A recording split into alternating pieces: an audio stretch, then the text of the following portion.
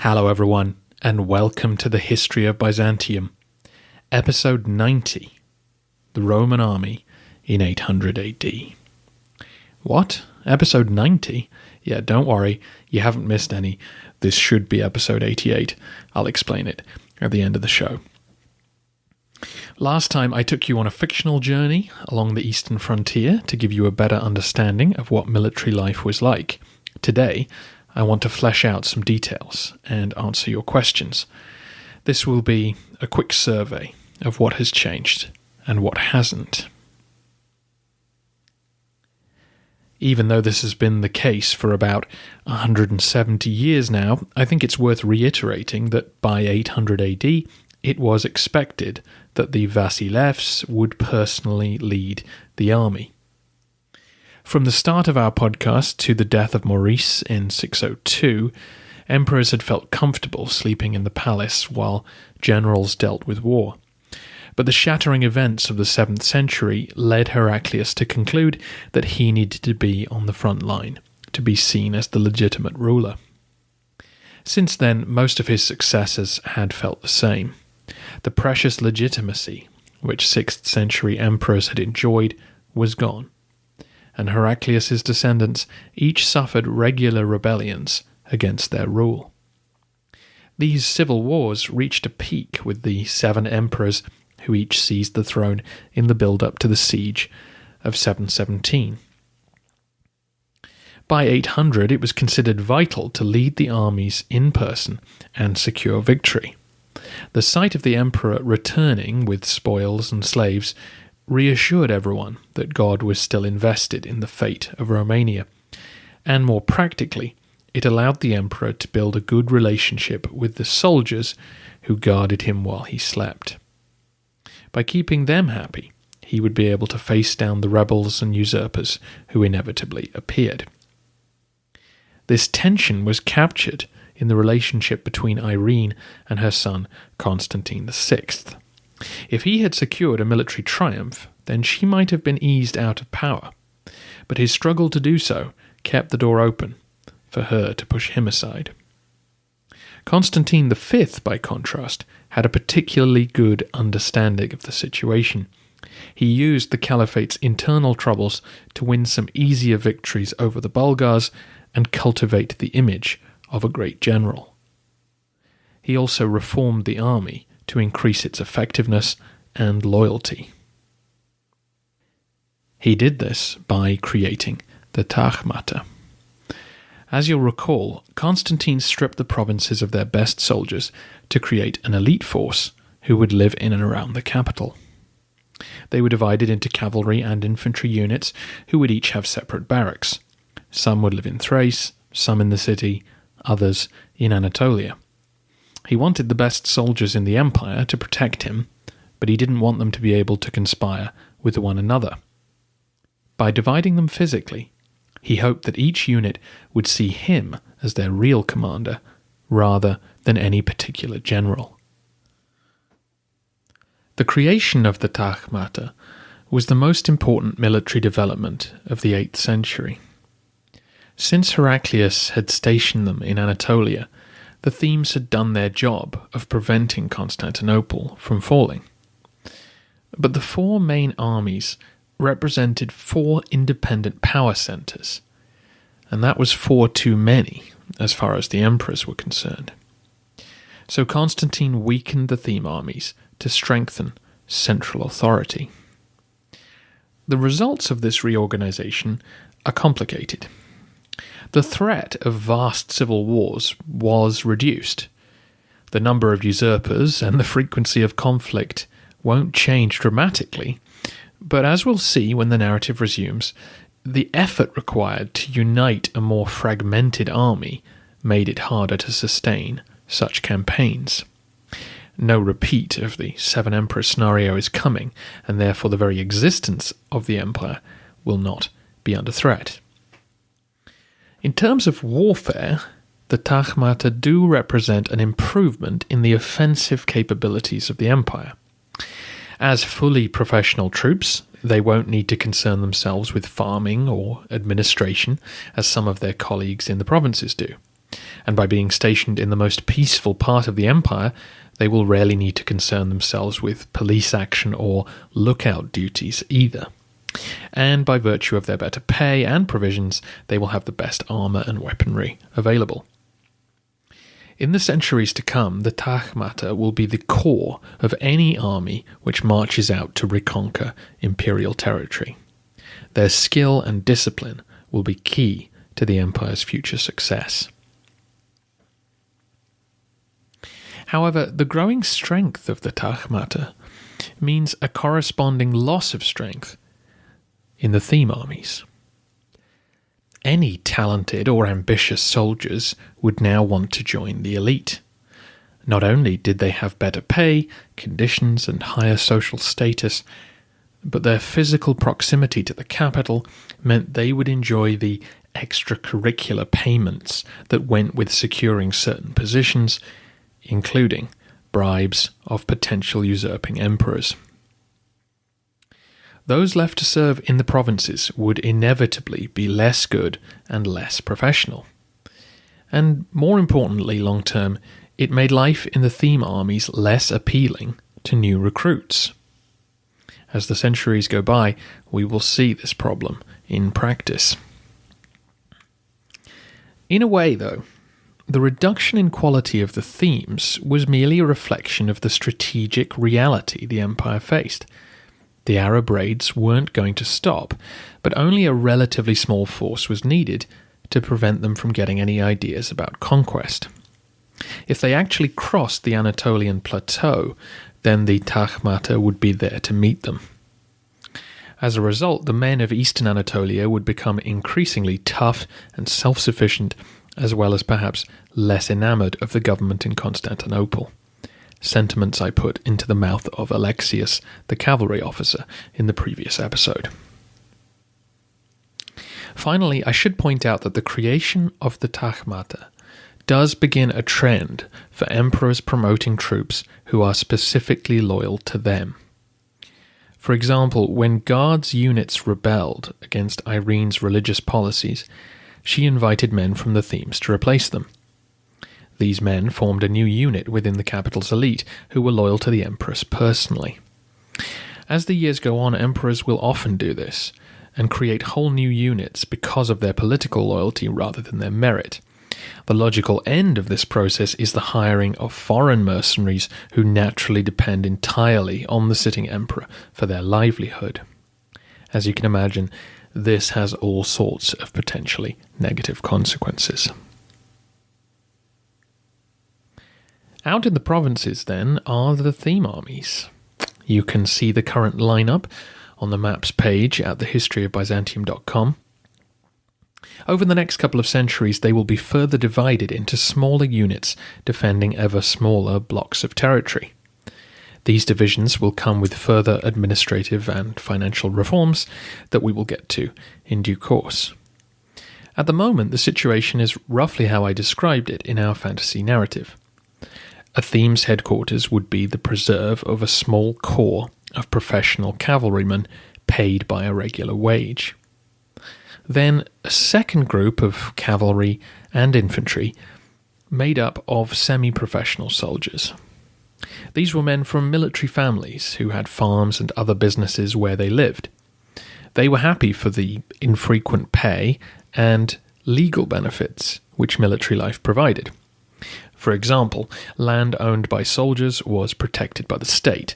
It couldn't be easily annexed by a greedy neighbour, and it was first to be compensated after an enemy raid, and was exempt from providing food and lodgings to other troops. Soldiers could also appeal to their strategos to sit in judgment on legal cases they might get involved in. So for anyone with large estates living in Anatolia, some form of militarization was a necessity. Eventually, a raid would reach your land. Were you going to run or hide, or were you going to defend it? By sending your sons to serve in the army, you gave yourself a good chance of early warning and potential defense. Finally, the third group is made up of you, as in the you from last week's episode, the part-time infantryman who lives on a small farm but feels those benefits of military life are worth the danger and effort of manning the watchposts and storehouses that make up the defences of the empire. Even before the creation of the Tagmata, it seems that the number of full-time soldiers in each theme had been in decline. Once Egypt, Palestine and Syria were lost, it was impossible for the treasury to pay for 4 full-time field armies, even after their pay had been cut. Wages continued to decline, and as I just hinted, the frequency of payment varied. We're not sure how much cash reached the lowly theme infantryman.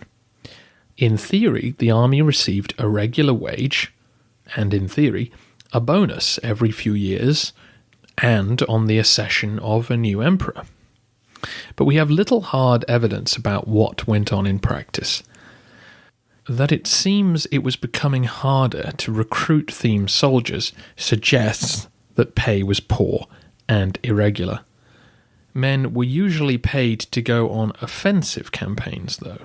The strategos in charge would bring a war chest with him, and presumably this was essential if you didn't want to wake up one morning and find that the disgruntled infantry had all gone home.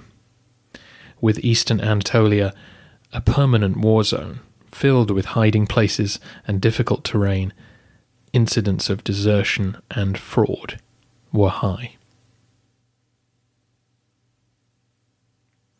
In our narrative, I mentioned that you had inherited your army commission from your father. In the next century, registration in the rolls of the themes will become hereditary, an attempt to arrest the decline in recruitment. But in 800, enough volunteers still existed for this not to be in force everywhere. Many soldiers were descendants of Heraclius's field armies. They had settled down in their new locations, married local women, and bought a farm. Their sons knew less about being professional soldiers than they did, and their grandsons even less. Hence the complete lack of training and experience that you had in our story. But since these men were rarely needed to take part in a pitched battle, it was considered easier to simply train them on the job. With clear instructions, men such as these could lay ambushes and attack a tired enemy. As I touched on briefly during the fictional narrative, the names of units seems to have changed slightly from the last time we checked in during the episode on the Strategicon. So, divisions, brigades, and regiments are Tourmé, Thrugi, and Vantha. Vantha being the Banda I mentioned in the fictional narrative. So each theme was made up of several Turma, each with its own Tormak, commander, which should be pronounced Turmarchis. He would be in charge at a fortified base, while your Banda, your Vantha, your regiment, was associated with your local area. So your local regiment of between 50 and 400 men would be made up of people you might know personally. The Thrugos, the brigade, was the unit you would go into battle with and would be made up of several Vantha. I also mentioned the Decarch in the story, and he would be in command of the smallest subunit of just 10 men. The fact that your local Vanthon could range from 50 to 400 men gives you a sense of the fluid life of the theme armies. Their size and strength depended on many factors, including the health of the local economy, whether the harvests had been good, if the Arabs had raided recently, and just the competence of your local commanders. It was their responsibility to keep an eye on their men and update the rolls as needed. If times were tough, men might just not show up when they were called for. They would stay working on their farms and hide if someone came looking for them. These variations make it very hard to estimate the total size of the Roman army. This is a much debated topic amongst historians. In 837 AD, the Byzantines made a raid into the Caliphate. Amongst those they captured was an official called Al-Jami. 8 years later, he was released in an exchange of prisoners, and he returned to Syria and wrote a book about the Romans, which sadly does not survive. However, he was quoted in several works which we do have, and he claims that the Byzantines had over 80,000 soldiers serving in Anatolia, with even more in the west. He seems to have got his hands on an official document because he lists the numbers resident in each theme, including 15,000 in the Anatolikon and 10,000 in the Armeniakon. Though very large, some historians have accepted these numbers as accurate. They point to the militarization of Byzantine society and concede that perhaps these numbers reflect paper strength rather than the reality on the ground at any one moment. However, more convincing arguments to my ear come from historians like Mark Whitto, who argue that the Roman army was far, far smaller than that in 800. Whitto points out that 10th century England is generally considered a sophisticated state and yet could never raise 10,000 men for a campaign. Similarly, the German army of Otto I won certain decisive battles with only 4,000 men. For the Byzantines to have 80,000 in the field, and therefore by extension the Arabs must have had double or triple that, would be highly improbable. Quite what records Al-Jami got his hands on we don't know, but if they were the theoretical army rolls, then they were probably very out of date. Whitto suggests a more likely number for the Byzantine army would be about 30,000, and that includes the Western troops and assumes a large number of inexperienced foot soldiers. As we move on in the narrative, we do occasionally get accurate numbers for campaign forces, and these are always far smaller than an 80,000 strong military would likely field. There are also the field manuals which I used to compile last week's narrative. They describe a Roman force of 3,000 cavalry as being, quotes, large. One of them even refers to 6,000 as representing all of the cavalry in Anatolia. So the average Arab raid in a far-flung corner of the empire probably meant a couple of thousand men being chased by a few hundred Byzantines. This shouldn't surprise us too much. The empire in 800 is an impoverished place. Only the west coast of Anatolia and a few islands are undisturbed and able to pay their taxes every year. Everywhere else is affected by war and all the destabilizing consequences that it brings. Back in 600, the whole of the east was defended by about 75,000 troops. In 800, a force of, say, 18,000 sounds like a plausible reduction. These are, of course, educated guesses, and there is no consensus. I should point out that back in episode 75, I told you that the 6 regiments of the Tagmata contained 4,000 men each, giving the elite force a total strength of 24,000. This is the number reported in texts like Al-Jami's, but is clearly not likely to have been the case. So what about weapons and tactics? How had they changed? The major development for the Roman army was, of course, what I dramatized last week, the tactics of guerrilla warfare against the relentless tide of Arab raids. This became a way of life for the people living in the Armeniakon and Anatolikon. I tried to pack in all the details you'd need to imagine what life was like there, but I'll add a few more.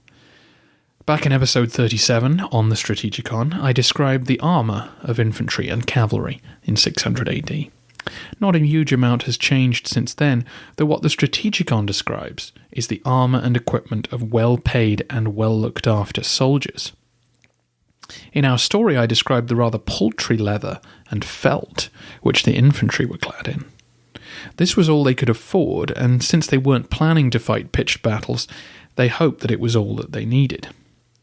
Those in the Tagmata could afford lamella and metal, but for those out on the front line, humbler options would have to do. Another thing I mentioned in the story was that Alexius carried a sabre. It was a weapon which cavalrymen found lighter and easier to wield than a sword. The Byzantines would have borrowed it from the Arabs and the steppe peoples. Sadly, that's about the only innovation in weaponry I can reliably report, and even that has very vague dating related to it. As you know, we're in the least well-documented period of Byzantine history, and since Turkey has little appetite for Byzantine archaeology, much of Anatolia is underexplored. We may know more one day. Maybe I should point out, though, that military technology did not progress in a straight line. Our modern concept of progress, research and development leading to better things, is just that. Modern. The Romans adapted. They did what they did to win, not because it was necessarily better than what came before. The classic image of the Roman legions with short sword and big shield served them well against the German tribes for centuries. But when the Germans began to gather into larger and larger confederations, the Romans adopted their weapons. They'd found that the bigger sword and smaller circular shield made them more effective against German opponents, just as infantry gave way to cavalry when all their opponents began making better use of their horses. In our period, the Arabs outnumbered the Byzantines so thoroughly that the logical solution was to hide, to avoid combat at all costs and to attack only when the enemy were distracted and tired. There was little point in rigorously training men to shoot arrows on horseback or making them into mechanical killing machines. It was far more effective to train them to scout, track, and ambush. Several of you asked questions about the difference between fighting the Arabs and fighting the Bulgars, which is a good question because obviously the Romans did take a more direct approach when fighting the Bulgars. However, I'm going to deal with them in another episode. There's a particular incident coming up early in the next century where I think we'll be able to look at the Bulgars in more detail. As for the Arabs, we have almost no description of battles during this period. Theophanes and Nicephorus are both writing chronicles rather than histories, as in, they might write, 798 AD, Arab forces under Commander X raid Province Y, the Emperor sends forces under Commander A to defend the area. That's about it. The Arab historians equally are uninterested in the details and more concerned with the names of commanders and recounting how successful they were. When the opportunity comes to give you more detail, believe me, I will. What I can say is that cavalry are the focus of any evidence we do have, so presumably infantry were asked to simply hold the line. When faced with opposition infantry, they might get the chance to hack away, but generally their job was to repel cavalry charges if they could. They were not expected to win battles on their own. My best guess would be that the cavalry largely tried to outmuscle their opposition rather than try anything fancy on the rare occasions that the Romans and the Arabs stood toe-to-toe. If the Romans were forced into making a pitched battle, it was usually in western Anatolia where they had superior or at least equal numbers. So whether they were facing the Arabs through choice or feeling forced into it, I think they would try to scare the Arabs off. The Arabs would always be better natural cavalrymen. Horses were their culture, their lifestyle, not just their occupation, as was the case for Roman troops. It was better then to try and intimidate them and force them to retreat or raid elsewhere, rather than try to be clever and lure them into a trap, like, say, Belisarius did at the Battle of Dara. I know it's fun discussing clever battle tactics, but the Byzantines were really not in a position to lose. They had to keep things simple to stay in the game. Since I'm insisting that border warfare is what it's all about, let's just get a little more information from the Arab side of things, specifically Cilicia, the small fertile region on the eastern side of the Taurus Mountains. This was where the majority of Arab raids were born. It had long been a battleground between the two sides, but in the build-up to the siege of 717, the Arabs had battered their way through the mountains to make sure that Cilicia would become a strong part of the caliphate and the natural launching point for attacks into the House of War. The three main towns were Mopsuestia, Adana, and Tarsus. By 800 each was a commercial centre with walls and mosques to accommodate their populations. The inhabitants were an interesting mixture. The Arabs had uprooted a number of troublesome peoples and sent them to Cilicia to help balance the native population with non-Romans. These included Persians, Slavs, Christian Arabs, and most interestingly, the Zut, a gypsy people. Most interestingly, because they were keepers of water buffalo. They were living in southern Iraq when they got the call to be brought to the border. The constant warfare had left Cilicia both depopulated and full of chaos. Preying on the situation were mountain lions, who hid in the thickets growing around the sacked cities, and they would jump out and attack children and livestock. The Zut and their water buffalo would gobble up the thicket and push the lions back up into the Taurus. Resident in the cities were also a large population of young Arab men. Many were there as border troops, while others had come to go on the annual raids. Some out of piety, some for adventure, most to make money from rustling or slavery. Amongst them were also the wealthy and the ambitious. Like Roman senators of old, military service was essential for your CV. In some of the great Arab histories, the leader of the annual raid is listed alongside the leader of the Hajj, the pilgrimage to Mecca. Like consulships and praetorships, these were the distinctions that would look good back in Baghdad when trying to climb the ladder. Men who volunteered for the raids would be given money by their home province to pay for their expenses while in Cilicia. The towns had special housing prepared for them, and doubtless it was a place buzzing with energy as spring approached. Beyond Cilicia was Syria, and there lay Al-Awasim, a small new province created by Harun al-Rashid to provide for frontier defense. Harun will continue raiding the empire when our narrative resumes, but he recognized that the future would likely feature a permanent border with Byzantium. You already know about the network of fortified frontier cities like Melitene, Camacha, Adata, and Germanicea.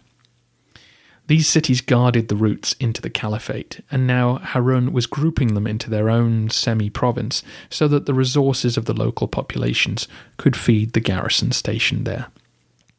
He also slightly increased the pay of these soldiers, recognizing their special status.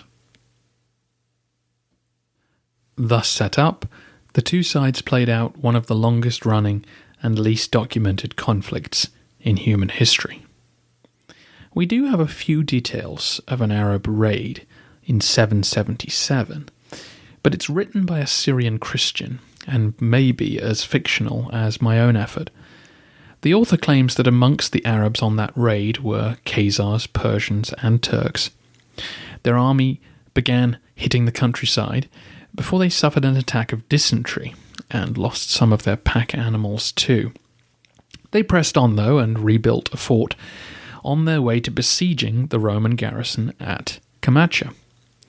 The Arab force requisitioned carts from the local Armenian population and brought wood to construct siege engines.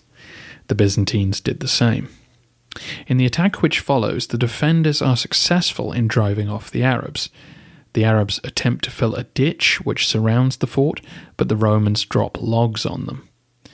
The invading force send out men to pillage and gather supplies, but some get lost and others are ambushed by themed troops. Meanwhile, The Muslim commander also sends out for merchants who arrive to establish a market to sell food to the troops who are preparing to bed in for the winter. Eventually, however, they abandon their efforts and leave. They burn the market to prevent it falling into Byzantine hands and refuse to pay the workers they'd hired to help them. Whether this happened or not, I think a couple of details are particularly interesting. One is the cooperation of the native population. Whether willing or coerced, the local Armenian Christians provided supplies, merchants, and workmen. As I mentioned in my own narrative, local Romans often compromised with the invaders to save themselves trouble and perhaps to make a profit.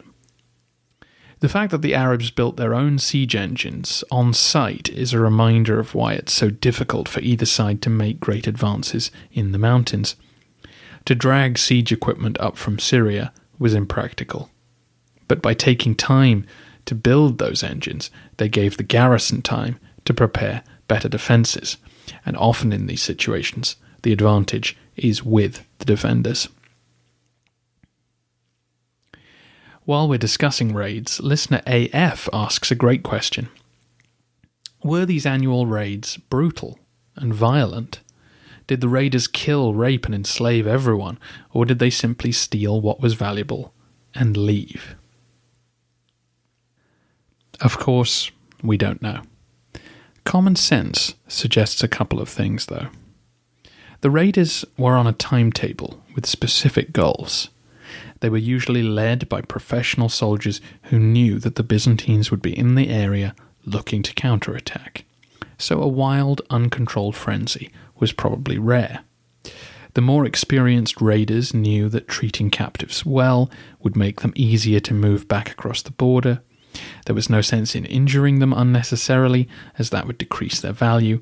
And of course, some of these men were devout Muslims who took seriously the injunctions to righteous behaviour. However, they were on a raid into the House of War. Much propaganda had dehumanized non-Muslims and sanctioned their removal to be slaves. So human rights were unlikely to be a high priority amongst the raiders. And I don't think I need to elaborate on what can happen when male soldiers capture female civilians, particularly when the latter are destined to become slaves. So the raids may not have been savage slaughter, but they were potentially just as unpleasant for captives. A certain amount of civility will grow over the centuries. For example, noble prisoners might be treated better because of the potential ransom money. And as we just saw, armies might ask for merchants or labourers to assist them and treat them well in order to get what they need. In fact, do you remember Harun's raid of 782, the one where he captured Stavrakios and forced Irene to pay to get him back? Well, part of the negotiated retreat was that the Empress would open markets to the soldiers on their way home. When you think about it, it's a bizarre scenario. As the huge Arab army heads back over the land that it just raided, Roman merchants and tradesmen were being asked to come out of hiding and begin serving them lunch. Yet that's what happened. It was actually a sensible move on the part of both Harun and Irene. The Arabs needed to eat. This way they wouldn't have to raid any more Roman villages, and the locals would be paid for their troubles. Though I imagine the negotiation of price was something of a one-way street. Moments like this were steps on a journey towards the Arabs and Romans recognizing one another as permanent neighbours, rather than inveterate enemies in a struggle to the death. Eventually, a mosque will be built in Constantinople to provide for prisoners of war. This attitude of conciliation will strike the Crusaders as odd, but of course is merely an extension of Roman attitudes to the Persians and other respected enemies that it was grudgingly forced to share the world stage with. That's it for today. There will be more military information coming your way when the narrative resumes, and we're very nearly there. Just a couple of episodes to go. I also just want to say thank you to everyone who gets in touch with me, and particularly those who buy the sale episodes. If you've got any problem with your subscription, I will respond immediately. However, other emails have begun to pile up. I will reply to every message sent, but please bear with me and forgive the delay. Now then, why is this episode 90 and not 88? 2 reasons. Recently, I did a part B on the Leo and Charlemagne episode and the interview with Anthony Caldelis. I didn't number them as separate episodes, and I now have something special planned for episode 100, and I realized that these episodes were messing that up.